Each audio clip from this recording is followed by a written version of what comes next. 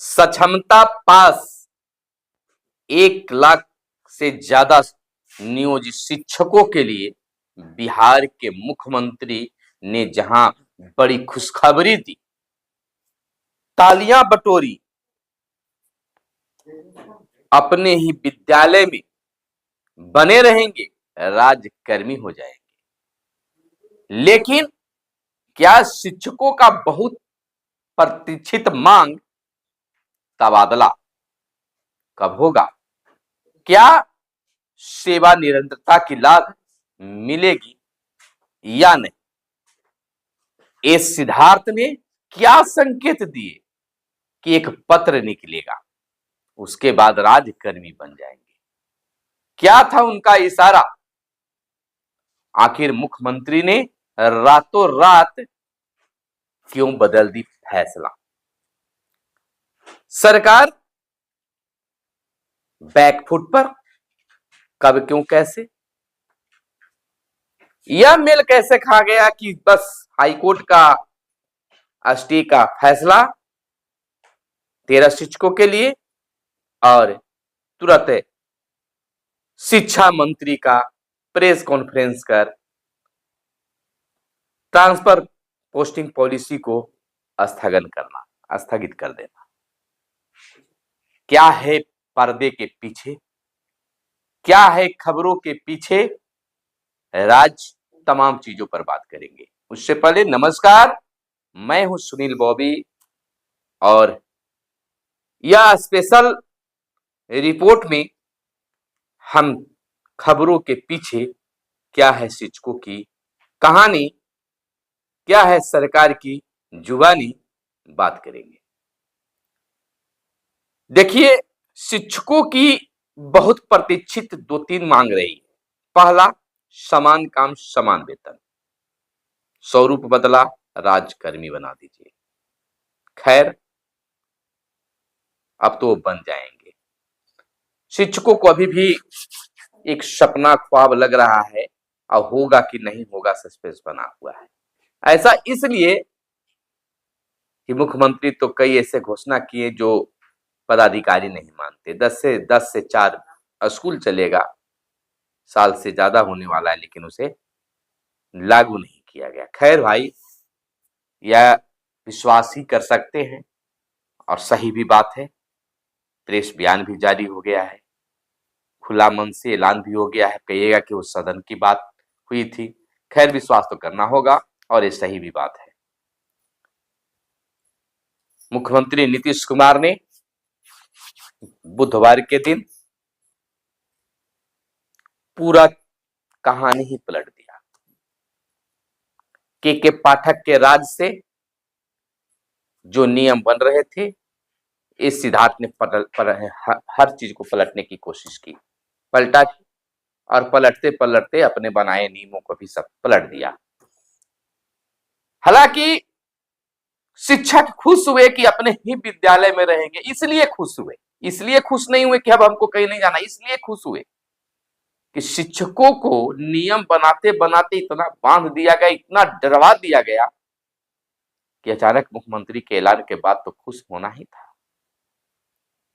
अनुमंडल, परमंडल, कमंडल तक की बातें हो रही थी, तो इसलिए खुश हुए। लेकिन बहुत सारे शिक्षक आज नाखुश भी हुए। कारण, ट्रांसफर पोस्टिंग पर तो कोई बात ही नहीं हुई।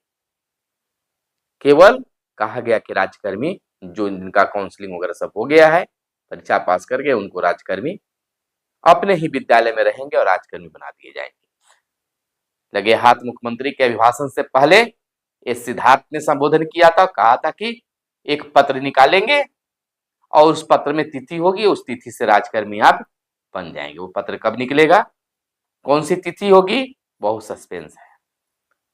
क्या इशारा कर रहे थे? मुख्यमंत्री ने कहा कि चलिए अब आप राज्यकर्मी बन गए हैं, तो फिर उस तिथि की बात क्या थी? हालांकि यह भी होना ही चाहिए कि जिस तिथि को यह ऐलान हुआ उस तिथि से होगा, लेकिन इसमें चलिए टेक्निकल बहुत सारी चीजें हैं, लेकिन अब कोई चूंकि परंतु इसलिए जैसे नहीं है, सक्षमता परीक्षा पास करते जाइए, काउंसलिंग कराते जाइए, उसके बाद राज्यकर्मी अपने ही स्कूल में बनते जाइए।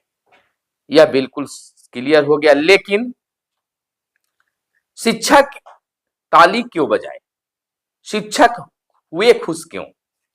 क्योंकि शिक्षा विभाग इतना पेचीदा ट्रांसफर पोस्टिंग को बना दिया था कि शिक्षक बहुत हड़बड़ा गए थे, घबरा गए थे, डर गए थे।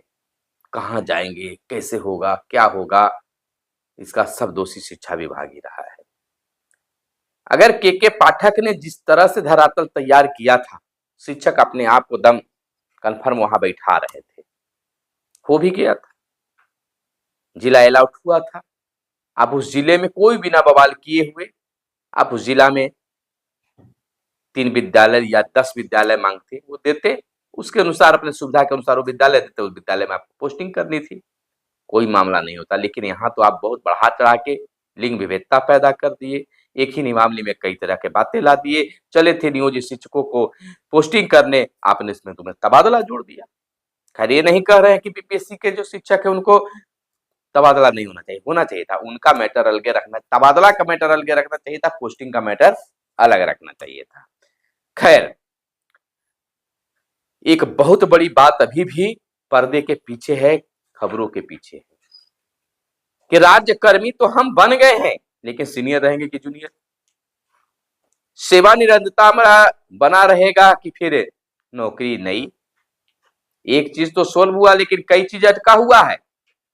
अगर अपने ही स्कूल में बने रहे और सेवा निरंतरता छीन ली गई तो दर्द इतना रहेगा कि जख्म भले ही नहीं दिखे, लेकिन दर्द तो महसूस होगा ही।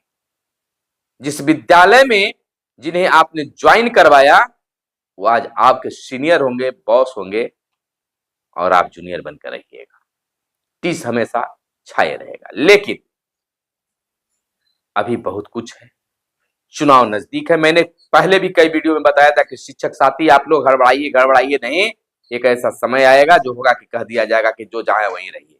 मैंने लगातार कई वीडियो में 1 माह, 2 माह, 3 माह, 4 माह, 5 माह पहले ही से बता रहा, के पाठक के समय में मैंने बताया था, इंतजार कीजिए समय का, और वो समय आ गया। भले ही आपको याद हो या ना हो, आप उस समय हंसते थे, कमेंट में कहते थे कहां से आप ये बातें बोल रहे हैं। मैं जानता हूं आप भी शिक्षक हैं, हम लोग भी समाज में रहते हैं, जानते हैं कि व्यक्ति जो है बने रहने के लिए क्या कुछ कर सकता है। तो सत्ता पाने के लिए या सत्ता में बने रहने के लिए कोई भी व्यक्ति जो है हर चीज को देखता है, समझता है, और तब जाकर निर्णय लेता है। वही उसी आधार पर हम बोल रहे थे और वही आधार आज सामने आया। संजोग देखिए, एक ही दिन हाई कोर्ट का फैसला, 13 शिक्षकों के तबादला पोस्टिंग स्थगन, और 2 घंटा के अंदर में शिक्षा मंत्री का प्रेस कॉन्फ्रेंस और तबादला पोस्टिंग नीति को तत्काल स्थगित कर दिए। बस मंगलवार को यह हुआ और बुधवार को मुख्यमंत्री ने नियुक्ति पत्र देते हुए ऐलान कर दिया कि आप जो जहां हैं वहीं पर राज्यकर्मी बनेंगे और आप वहीं पर रहेंगे। तालियों से गड़गड़ाहट हो गई। लगे हाथ अगर मुख्यमंत्री यह कह देते कि आपकी जो सेवा है वो बरकरार रहेगी, हालांकि यह तो टेक्निकल चीज है, पत्र में बिल्कुल इसको साफ तौर पर होना चाहिए। अगर ऐसा कुछ नहीं होता है तो फिर शिक्षकों को नहीं बल्कि मुख्यमंत्री को दिग्भ्रमित किया जा रहा है, चाहे जो भी करे। हालांकि जिस उमंग के साथ मुख्यमंत्री बोल रहे थे उसमें कोई खोट नजर नहीं शायद आ रही थी। खैर शिक्षकों को मंगित होना ही चाहिए, क्यों नहीं होंगे, जरूर होना चाहिए। तो सेवा निरंतरता का लाभ अगर शिक्षकों को नहीं मिला तो बहुत बड़ा घाटा हो सकता है, मिलेगा जरूर। और यह पत्र कब निकलेगा इसका ना तो ये सिद्धार्थ कुछ बोले ना शिक्षा मंत्री बोले। ये पत्र 2 दिनों में निकल जाएगा या आज निकल जा रहा है, या तिथि की अगर घोषणा कर देते कि इस तिथि से मिलेगा, इसका पत्र भी जारी होगा तो संतोषजनक होता। लेकिन ऐसा कुछ भी नहीं, अभी भी बहुत पर्दे के पीछे है, खबरों के पीछे है। खबर क्या कुछ है, ब्रेकिंग भले ही हम नहीं बता रहे हैं, लेकिन यह जरूर है कि अभी भी बहुत बड़ी संघर्ष है। और हो सकता है जिस प्रकार से सोशल मीडिया पर छा रहा है कि सेवा निरंतरता के लिए कोर्ट के शरण लेना ही पड़ेगा, तो शायद ऐसा हो। लेकिन हमें यह जरूर लगता है कि जिस प्रकार से सरकार ने उदारता दिखाई है, आपको लड़ने की शायद जरूरत नहीं होगी और आप बहुत जल्द अपने ही विद्यालय में अब बात करते हैं, चाहे आप बीपीएससी से बहाल शिक्षक हो, टेट बहाल शिक्षक हो या 3-5 में बहाल नियोजित शिक्षक हो, किसी तरह के शिक्षक हो, आपको हम जानते हैं कि समान काम समान वेतन के साथ राजकर्मी की मांग थी, अब तो वह पूरा हो गई है। जैसे जैसे लोग पास करेंगे वैसे वैसे राजकर्मी बनते जाएंगे। यह टेंशन दूर।